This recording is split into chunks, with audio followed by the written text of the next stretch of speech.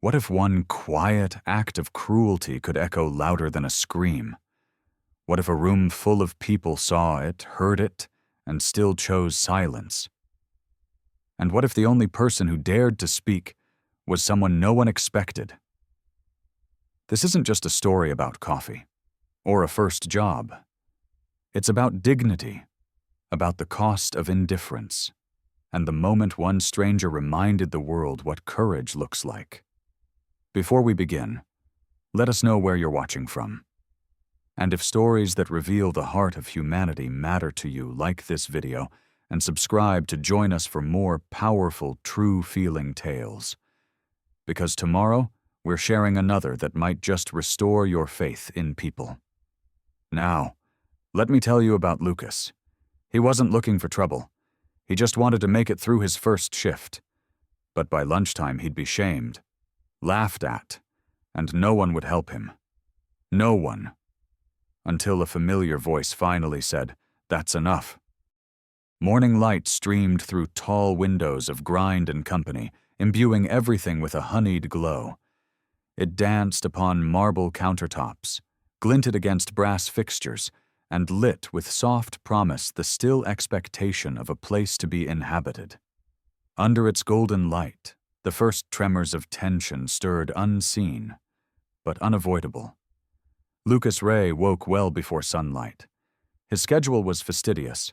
Uniform starched, boots sparkling, twice-combed hair. It was his first actual job. And he wasn't just excited, he was proud.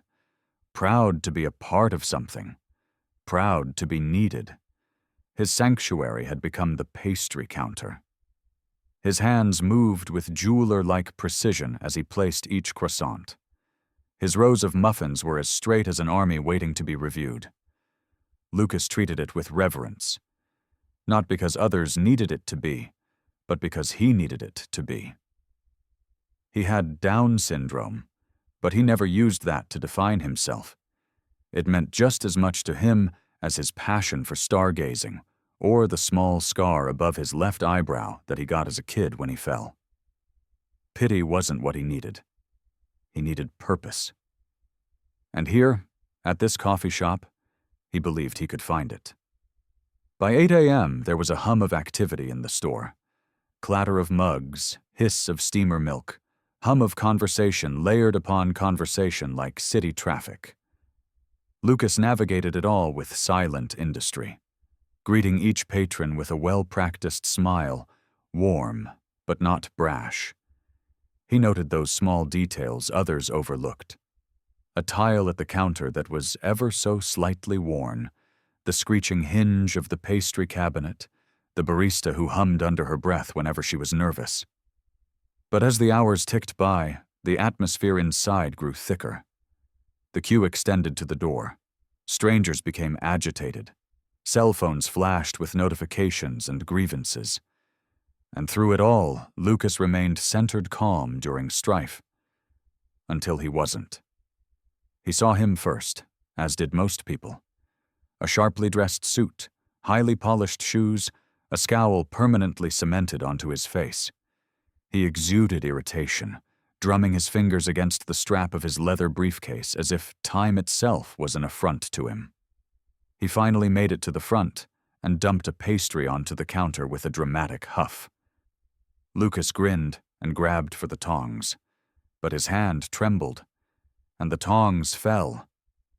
There was a loud clang, louder than it needed to be. A few heads swiveled.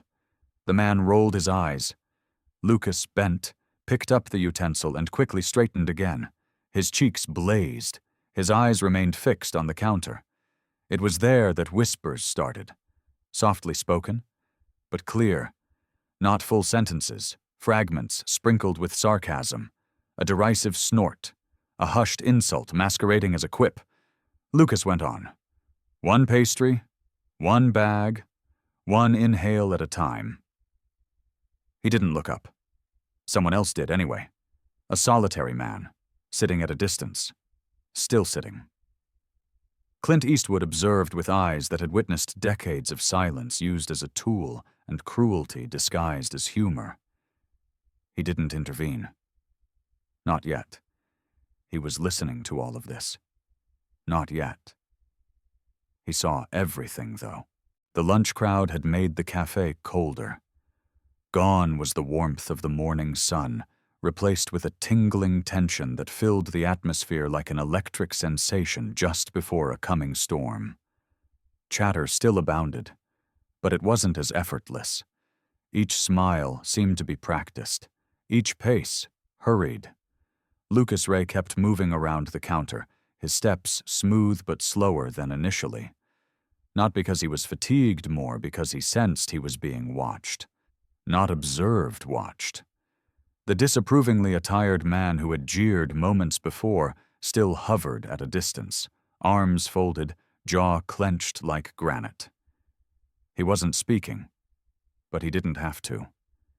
His disapproval was evident upon his person, how he shifted upon shifting his weight, how he made a small, telling grimace as Lucas touched handles on those pastry tongs once again, how he made those ostentatious, attention-drawing sighs. No one spoke out to prevent it. Patrons picked up on it some more than others. Some exchanged glances, the type of troubled looks individuals have when they recognize something inappropriate is going on, but tell themselves it's not for them to interject. The baristas were flustered. Dana still hadn't made it to the front. And Lucas? He attempted to keep himself together, sticking to what was right under his nose. Trays of pastries, a napkin stand that needed to be filled, a task that didn't call for judgment. Even so, the man was a presence that weighed upon everyone who was there. It was something Lucas sensed at the base of his neck, at the tension between his shoulders, at the constriction building within his chest. It's not a weight that occurs for doing something improper, since he wasn't doing anything improper. It's just being aware you aren't wanted. And suddenly, it did. He dropped a muffin. It wasn't loud, but at that moment, it could have been a thunderclap. The cafe did not just fall silent, it froze. A number of individuals did turn. Some did so with surprise, some with something akin to amusement. A minimum of 2 phones did go out, being held low but poised just enough to record tension. Lucas froze, gazing down at the floor where the muffin still sat. His breath was stuck in his throat. Heat reddened his cheeks. His hand shook again, but he did not stoop down to grab it. Not yet. A nervous laugh slipped out somewhere toward the rear of the line, neither cruel nor kind, just indifferent. A middle-aged man leaned forward and spoke something to the woman beside him. She didn't reply, but she didn't argue with him either. And that's how a different noise broke through the quiet. A chair scraped across tile. It was soft and intentional, although somehow denser than everything that had preceded it. Clint Eastwood rose from his corner table. He had not received much attention until this point. He had slipped into the background, an older man wearing a denim shirt, sitting quietly with his coffee. But as he moved forward, everything shifted. No words were required. His presence alone upset the hierarchy which had been tacitly established within the room. His boots tread heavily upon the floor, with each step resonating not in intensity, both in impact. He proceeded to the counter. Towards Lucas, in the direction of which nobody else had ventured. Lucas did not see him at first. His eyes were still fixed on the dropped muffin, as if embarrassed to be there at all. But Clint noticed him. He noticed slumped shoulders, the fists clenched, the hunching down not out of weakness but out of tiredness. Even so, Clint continued to walk, slowly, softly, but with a steady inner strength of one who had witnessed too many moments just like this, and refused to see this one go unanswered. The once thriving cafe now sat silent and still. Clint Eastwood had been all sorts of things during his lifetime, an actor, director, symbol, but at that moment, he was just a man who couldn't watch anymore, As he moved out of the corner table, the transformation was instant. The room did not get silent, it became still. Not a stillness that requests calm, but one which commands attention. He did not rush. He did not cause a scene. But with each step, he seemed to clear the space around himself. The kind of presence that didn't demand to be noticed, it automatically received it. Lucas did not look up. He had not yet comprehended what was transpiring about him. His eyes were still glued to the muffin. Frozen still, like a kid who had broken something irreplaceable and couldn't confront what he had done. But Clint was not coming to bring punishment. He was coming to bring a message, not with speeches, not with a loud voice, with something much more potent, with presence. He saw him now, too, the man who wore a suit. The man shifted a little, his poise wavering, his eyes narrowed, not with defiance but with confusion. He knew the face, obviously. Who wouldn't? But familiarity provided no immunity. Least of all, not today. Clint halted at the counter. He did not look at the man. He did not look at the crowd. He gazed at Lucas. And for the first time since all this started, somebody actually looked at him. Not as a mistake, not as something unwelcome, as an individual, no grand moment, only a peaceful nod, a shared moment of breath between strangers who knew each other better than words could tell. And at last, Clint himself spoke. His voice was steady and low, and seemed almost to be louder than everything that had been uttered all day. "You're doing just fine, son." No, it wasn't. 5 words. But with those 5 words, something snapped wide open. Lucas's shoulders relaxed. His breathing became steady. He still didn't stir, but the guilt started to subside. As with a rope stretched to its breaking point, and at last being unwound, strand by strand.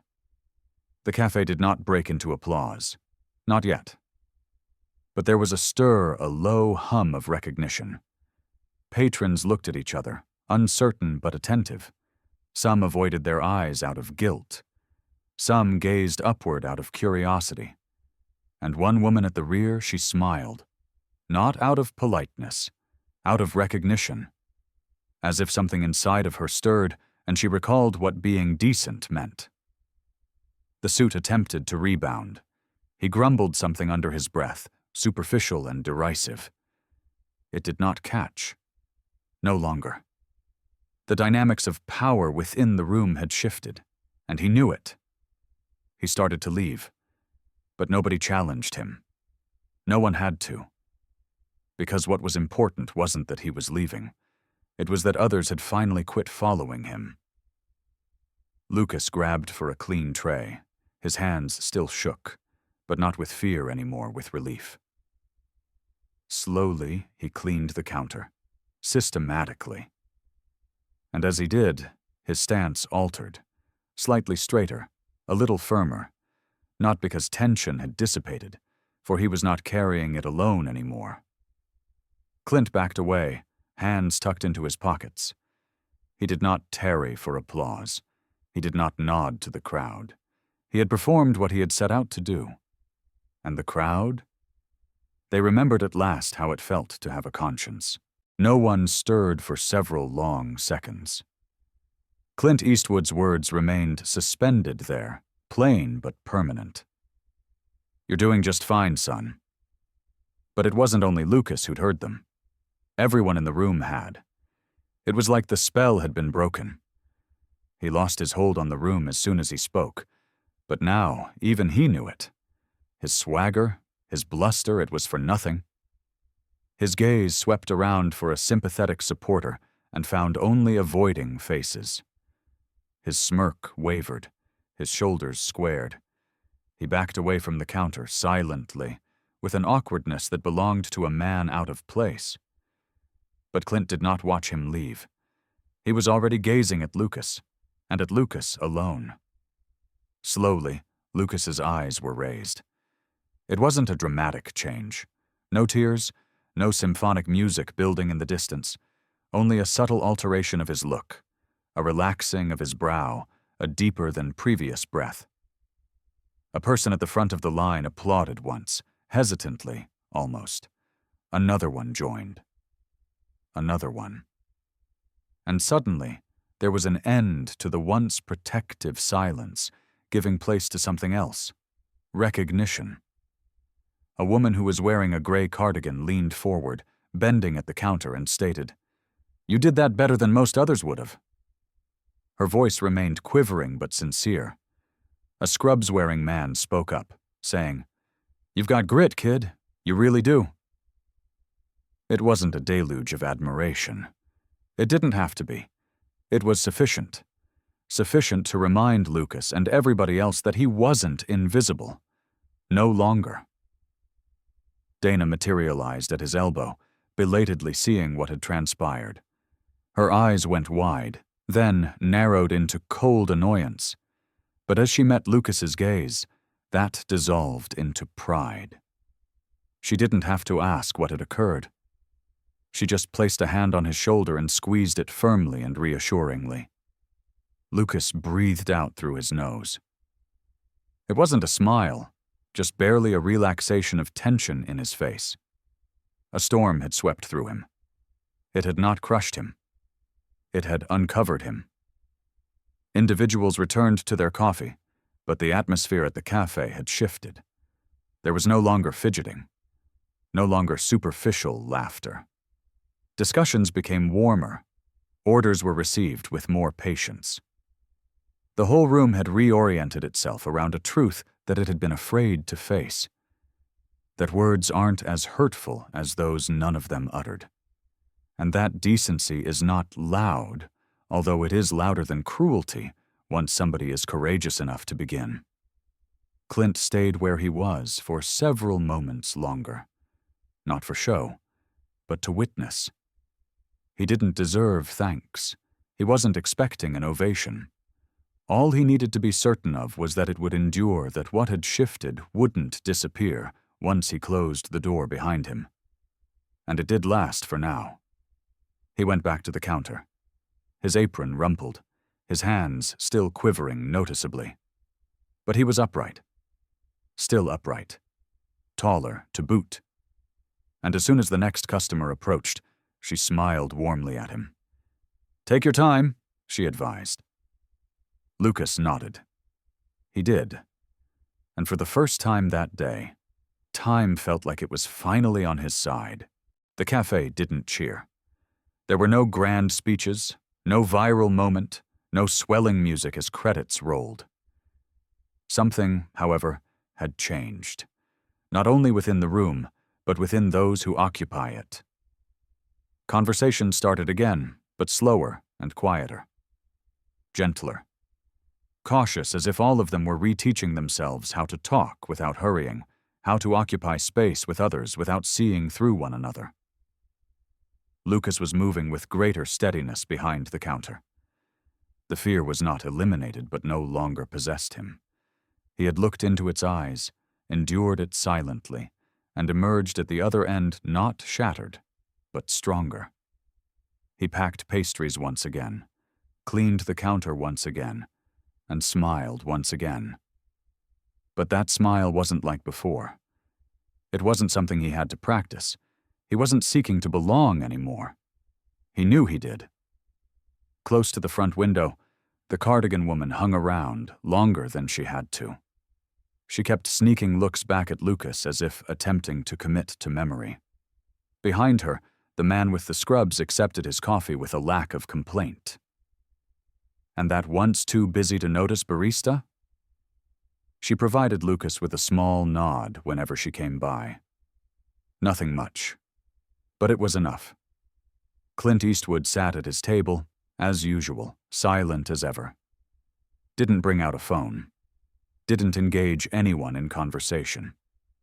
He just drained the last of his coffee and set a cup back down onto its saucer. He got up. There was no notification. No recognition. He approached the door just as he had entered, as one not requiring to be noticed to be impactful. But Lucas noticed, and just as Clint approached the door, their eyes met once again. Lucas did not thank him. He did not have to. Clint didn't assume he should. He made a subtle nod, however. He returned it with just a tilt to his head, as if to say, "You're okay, kid. Keep going." And with that, he vanished.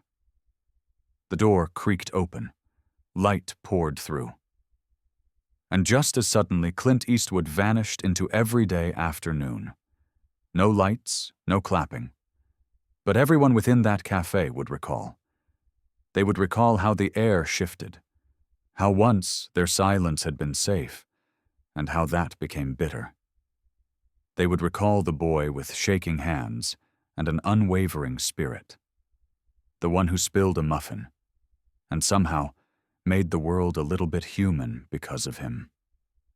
Lucas went home that night with his earbuds plugged into his ears and his head held aloft. The street did not feel different because the city had altered, but because he had. His mom greeted him at home and asked how his first day had been. He considered telling her about the man with the suit, the whispers, the moment of complete silence, and the man who got to his feet while others refused. He smiled. It was a good day, he said. And he meant it. Perhaps it was a good day for all of us, because sometimes stories don't have to have fireworks to upset us. At times, 5 peaceful words are all it takes, a small step for bravery, a stranger who had had enough. So if this tale stuck with you, let it not end here.